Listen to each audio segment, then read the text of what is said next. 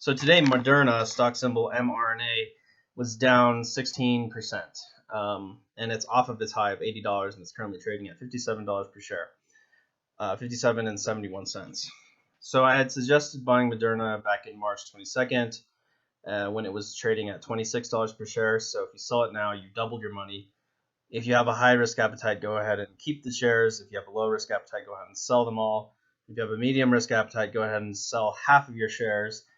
That way you get every cent that you put into it back, and then keep the rest to see how Moderna does. The reason why it's down, in my opinion, is because of, number one, competition.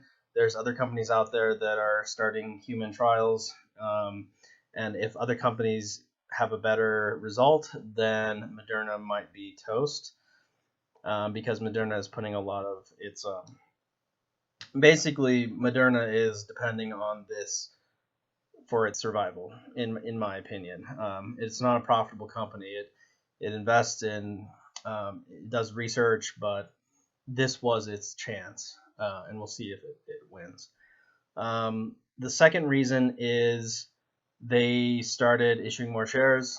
Back when it was over $76 per share, they said they were going to issue more shares at $76 per share, thereby diluting the stock for everybody else.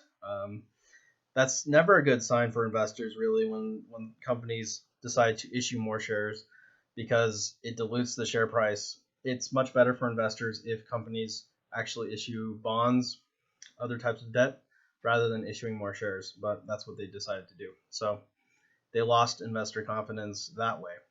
So number one, competition. Number two, issuing more shares.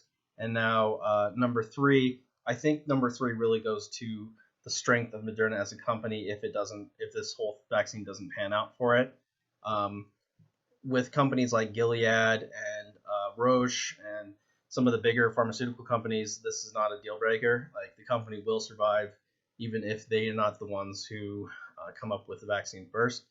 For Moderna, they put a lot into this happening, so I think that is one of the risks that they run, is really what happens if their vaccine isn't the one that's mass produced and sold. Anyways, this is Adam with thehighestreturn.com coming at you with an update since Moderna was on my stock list from March 22nd, 2020. Hope you all have a great rest of your week, and if you don't mind, go ahead and subscribe and like this video so you can stay in touch. Thank you.